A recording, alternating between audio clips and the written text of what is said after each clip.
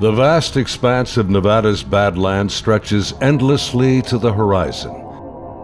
Hidden within these mountain strongholds are some of America's deepest and darkest secrets. Secret aircraft and the other legends of Area 51. Among these sandstone canyons today, there's a new glimmer of truth. Shrouded in mystery, it's a story that demands to be told. These are the witnesses of one of America's most unusual UFO encounters in history.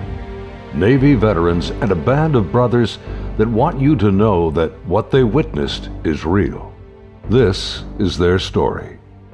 Petty Officer Jason Turner served aboard the USS Princeton in 2004. His personal conviction for democracy and patriotism guides him in his search for the truth. This is an actual event that happened, and I witnessed it.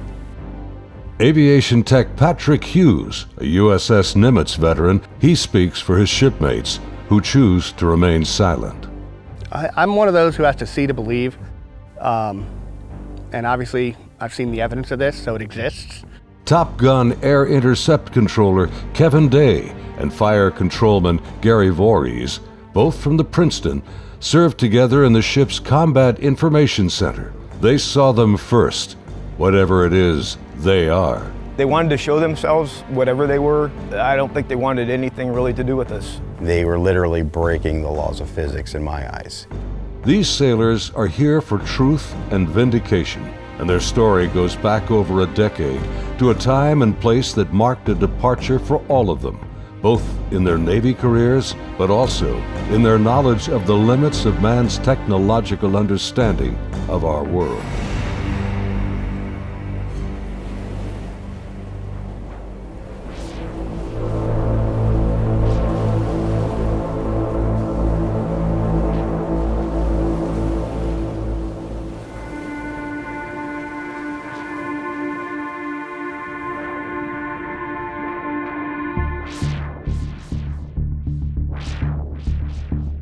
Looking out over the ocean toward the horizon, sun, sea, and sky form an endless vista, a never-ending cycle of tide, wind, and waves.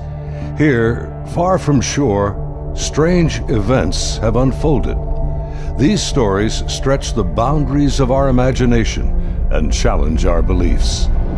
This is a true story of such events from the accounts of the sailors and naval aviators who experienced them. Professional military service members who want the world to know that what they encountered is real. Even more troubling, our military has no explanation. The answers seem to elude everyone, like reflections on the waves, yet they are out there.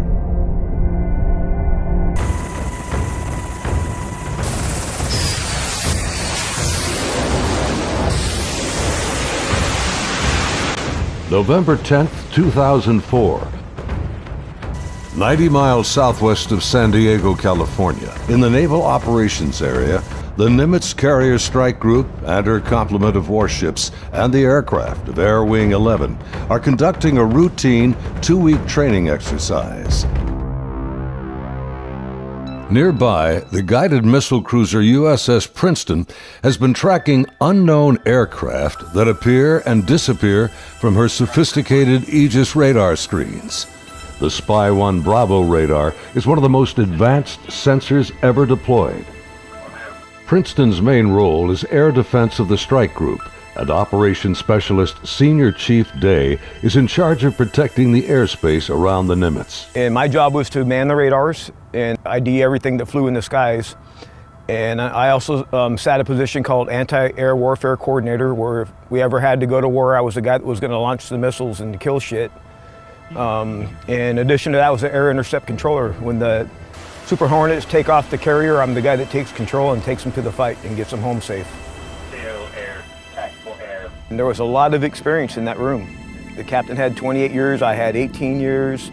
And the Aegis ship is our newest weapons system afloat. It's got the Spy 1 radar system, phased array radar system, and I was an expert on that. Inside the Combat Information Center, Chief Day's attention is focused on a group of unknown aircraft on the Spy 1 screen. He's trying to identify them. I was on watch, and we were probably 100 miles, I forget how far exactly that day we were, off the coast of San Diego southwest, kind of off the coast of Mexico, Baja. And I started to notice these weird tracks that were popping under my radar coverage right about San Clemente Island. And the reason why I say they were weird, because they were appearing in groups of 5 to 10 at a time, and they were pretty closely spaced to each other, and they were 28,000 feet going 100 knots tracking south. And in the back of my mind, I'm thinking, that's kind of odd. I mean, I don't know anything that flies like that. They weren't on the comm air routes, the commercial airline routes. I wasn't really that concerned about them. I didn't consider them hostile for any reason at all. Another watch or two, as I'm watching, the same formation appeared again. And over the course of 3-4 days, it probably counted up to that point, groups of 5 to 10 at a time. There were probably 50, 60 tracks by then. Today, Kevin and Gary are still looking for answers. They've known each other for over a decade since their Navy days. Gary was a third-class petty officer and fire controlman back then. I worked on the Aegis computer system on a CG-59 guided missile cruiser, the USS Princeton. I'm in charge of CEC and data recording and maintaining and operating all the mainframes that run the system. They're both becoming increasingly frustrated in their attempts to ID the strange aerial objects, which have no transponders and fit no known flight profiles. The guys that work on the Spy 1 Bravo radar, they had come across and said they needed to take the system down for recalibration because they were getting clutter or ghost tracks, and they needed to recalibrate to get rid of them. Then once they did finish all that recalibration, bring it back up, the tracks didn't disappear. They were still there, but they were actually sharper and clearer. They were doing diagnostic tests on everything we had to make sure it was not a system malfunction. And it turned out that it wasn't. These were actually real objects. I had the highest spy track quality possible on these contacts. In this situation, I actually started recording on all 4 tapes at the same time. That way, it was a one continuous loop, and I was just replacing them as they were, becoming full. We failed utterly to identify these things. It didn't meet any of the parameters for anything that was known. In some cases, they seem to descend from space and then suddenly plunge to near sea level in seconds. Coupled with the unidentified nature of the craft and lack of clearance, these extreme flight observations are very troubling to the crew assigned to protect the carrier group from aerial threats. Sunday, November 14th, morning. The Nimitz deck crew is busy launching FA-18F Super Hornets, helicopters, and E-2 Hawkeye early warning planes. The mission? Simulated air defense, or ADEX training over the Pacific. The winds are calm, the skies are clear, a near perfect day for flying.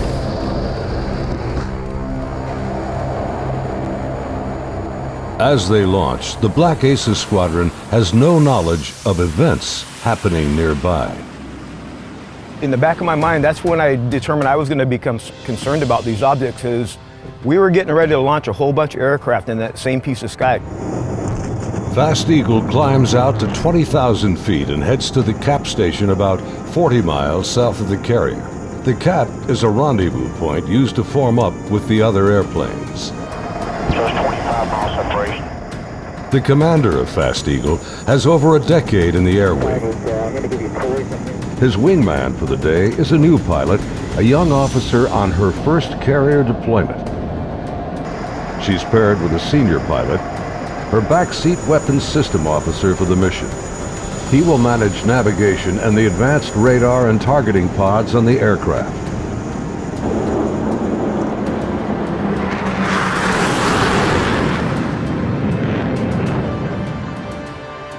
Overhead, an E-2 Hawkeye from the Wallbanger Squadron is on station directing the aircraft. Banger provides eye-in-the-sky command and control during carrier flight operations. Back in the Combat Information Center on Princeton, the mysterious objects are back.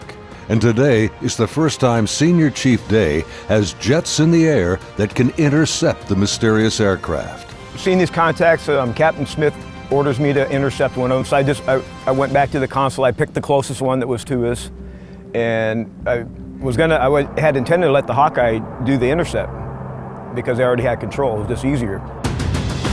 Day briefs the captain, and they agree to send the Hornets. The air intercept controller aboard Princeton, call sign Charlie, radios the Hawkeye and takes control of Fast Eagle. Banger, Charlie. Charlie, this is Banger, good. Banger, Charlie. Do you hold unknown air contact, bra, 27048, 28,000 feet, bogey.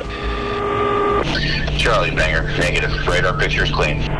The E-2 radar operators have been frustrated in their attempts to get a radar return on the unknown aerial target that Princeton is tracking. Even with their 24-foot radar dish, they can't get a lock on the object. Banger, Charlie. Transfer Fast Eagle flight to Charlie Control, button 13. We have a real-world tasking for them. Charlie, Banger, roger. Fast Eagle, Charlie, stand by for real-world tasking. Charlie, Fast Eagle, send it. We vector towards that position in the sky, and real quiet on the radio. I'm just giving them bra calls, which is bearing range altitude, to these unknown bogey group. And basically I'm just telling their crew where the object is, the bearing from them, and the range from them, and the altitude so they can drive towards it. Contact bra 27041, 20,000 feet, bogey, snap, 270, over. Roger, bearing 270, 41 miles. 100, go trail. 100. Say state. State 12,000 pounds. Clean, do you have it? I'm trying to get a track on it now. They sent link 16, but my radar picture is clean. The next radio call takes everyone by surprise. Fast Eagle 110, say loadout. 110, what's your weapons loadout? Yeah, the tactical action officer, the TAO, jumps on the radio. Her name was Lieutenant Elders, and she just point blank asked the Fast Eagle flight if they were carrying any type of weapons. And there was a stunned pause on the radio. Wings clean, Princeton. We just have CADAM training missiles, and they're not coming off the rail. We're in an exercise environment, and the last thing we wanted to do is start shooting stuff. Now the controllers have the pilot's undivided attention. Normally, the squadron doesn't carry live ordnance when training. What do you guys think that was about? What, about the loadout? I have no idea. Maybe it's drug runners or something. Yeah, it could be. Or a lost Cessna out of SoCal. I don't like this. Fast Eagle, Charlie, contact bra 16034, 8,000 feet, bogey.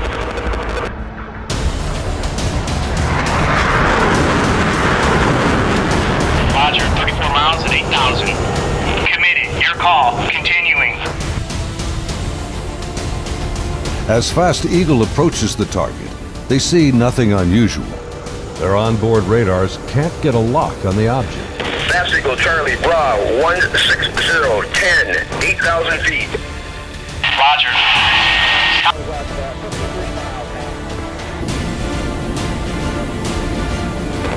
Fast Eagle, Charlie, merge plot. Basically what the merge plot means on the radar, you got two objects in the same vertical piece of sky, so when I'm looking at the 2D display, it looks like a one radar blob now. Confirm the object appears stationary. I had it at 17.7. Showing, again, basically no airspeed on it. Hey, you guys seeing us? What is that?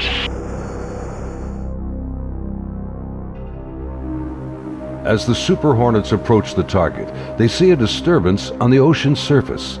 It's about the size of a 737, and it looks like something could be just below the surface. 100, anchor here, Angels 24. Roger. observing something in the water here, possibly aircraft in the water at the merge plot, just north of our position, about 2 miles. Charlie, roger. I'm descending to Angels 14 to take a look. Do you think that's our unknown? Man, not sure. Radar's clean. As soon as he got to the merge plot position, the object that he was intercepting dropped from 28,000 feet down to 50 feet above the water in 0.78 seconds, as I found out later the next day. As the Super Hornets get closer to the ocean disturbance, he suddenly spots another craft above it, a much smaller white object with an oblong shape, hovering, then darting just above the waves.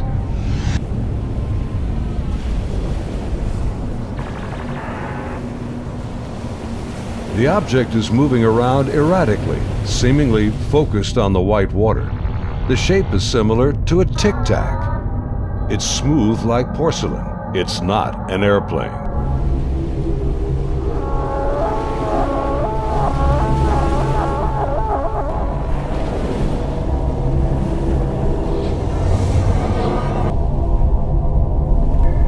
Suddenly, the object begins to rise into the air.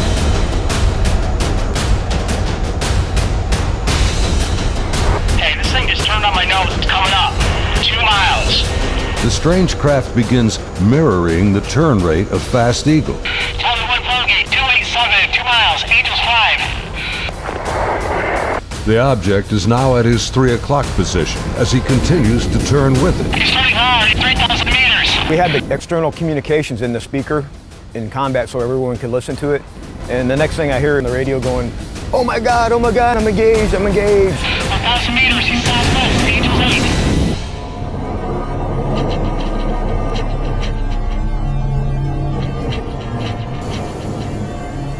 The commander is now about a mile away as he maneuvers his Hornet to get behind the unknown craft. It's about the size of an F-18, about 47 feet long, and it has no wings. As the dogfight unfolds, he quickly turns and dives to bring his jet's nose ahead of the object to close the distance.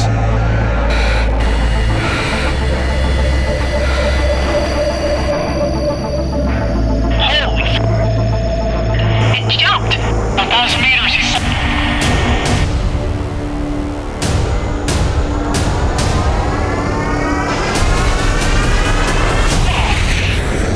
I lost it! Suddenly, the tic-tac rockets past. It's gone beyond the horizon in the blink of an eye.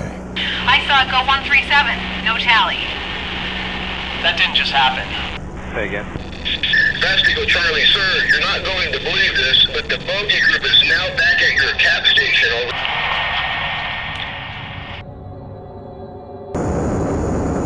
Over. As Fast Eagle returns to the area of the ocean disturbance, the object is gone, and the sea is once again calm. Soon, they land on the ship.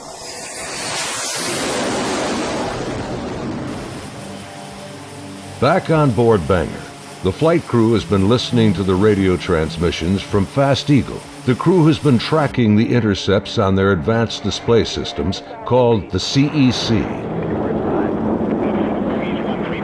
One of the radar operators, who wishes to remain anonymous, describes hearing the fear in the pilots' voices, and he knows this is no drill. I had a good friend who flew on the Hawkeyes. We've been calling him Roger to protect his identity because he didn't want to come forward at this time, but he wanted to contribute to the story to verify that it actually happened. So there were 5 people in the airplane. Roger would have been sitting in the radar officer seat, which is towards the back middle of the plane. To the side of each one of them or behind them, depending how the chair's rotating, is a window. Suddenly, his attention is drawn to something outside the Hawkeye. He and the entire crew watch in disbelief as a tic-tac object suddenly forms up on their E2 and then just as quickly shoots away from sight. The crew is left in disbelief.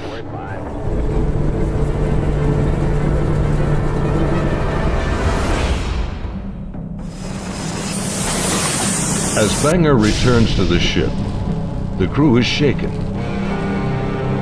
The highly unusual events are troubling, but what happens next has haunted them to this day. U.S. Navy officers quickly arrive and escort the aircrew to a secure space on the ship. As the crewmen begin to take off their flight gear, an officer begins the debriefing by telling them this event did not happen, and they are given non-disclosure agreements to sign. They are warned to never discuss this event again. Again, we're preparing for the air defense exercise. Now we got all the squadrons launching off the carrier because they're all up going to do their functional check flights. Senior Chief Day watched in disbelief as the Tic Tac UFOs reacted to the incoming fighter jets. All the objects in the sky, they all dropped out of the sky. From 28,000 feet down to 50 feet.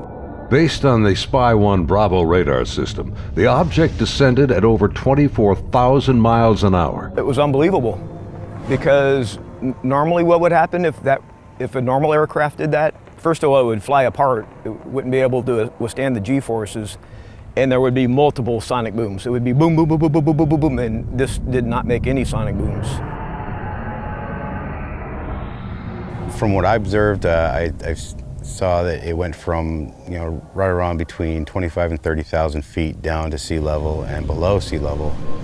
Contact, tag number 042. Below sea level was confirmed to me by the actual sonar techs that were in combat, in communications with other techs that had said they had an active track on it under the water.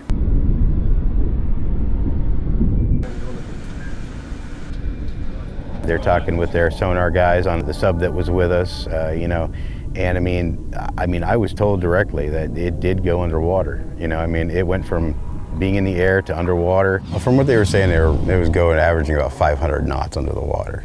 So it did slow down when it hit the water, but it didn't affect it inertially. After the intercepts, both Kevin and Gary climbed up to the ship's bridge wing to get a better view of the objects through the binoculars. We'd go up to the bridge wing and look at them through the big eyes, which is heavily magnified binoculars that are out on the bridge wing of the ship.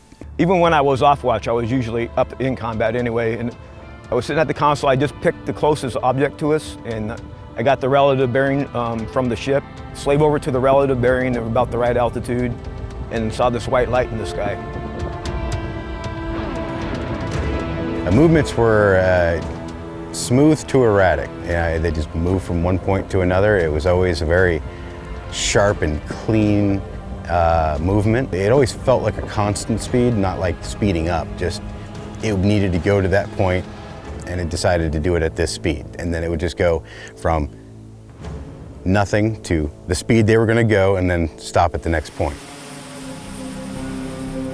Meanwhile, back on the Nimitz, aviation tech Patrick Hughes is working to secure the classified data recorders from the Hawkeye that encountered the Tic Tac.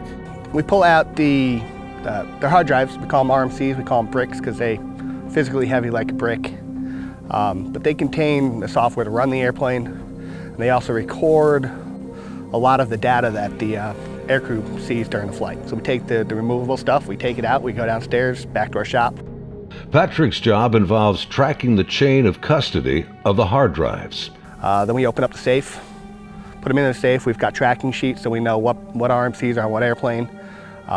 We know who signed them out, who put them in the airplane, who took them out of the airplane. As he gets ready to wrap up the mission, there's a knock on the door. Our commanding officer's there, two other guys in flight suits who I'm assuming were Air Force officers, because I'm pretty sure that's the insignia they had on. But they were not on the ship earlier. I did not see them come on the ship, so I'm not sure how they got there. But the skipper basically said, I need the bricks off the flight. We opened the safe, we put them in the bags. He took them, he took his two anonymous officers and left. The officers, with the classified hard drives in hand, soon board an HS-60 Seahawk helicopter and leave Nimitz.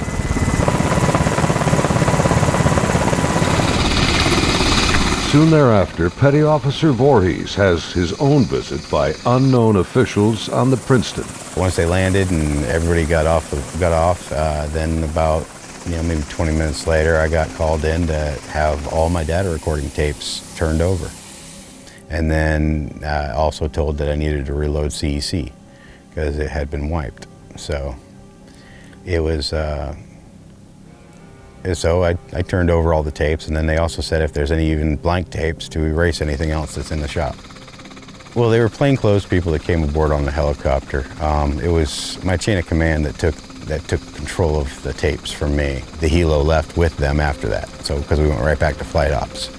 The link between the Tic Tacs and these men is unknown. How they became aware of the UFO encounters and how they arrived so quickly on board after the event is also a mystery. The video you are now watching is the actual gun camera FLIR footage of the Tic Tac taken by a later flight. This is the first video ever released by the U.S. government showing military planes engaging UFOs. The advanced targeting pod, known as ATFLIR, works in both TV mode and infrared mode. The film reveals no control surfaces, no exhaust plume, a uniform heat signature, and no visible means of propulsion. Gary and his shipmates saw the FLIR film on their consoles and on the secret LAN aboard the Princeton. It was a much clearer video. You could see the shape of the ship. You could see it, moving.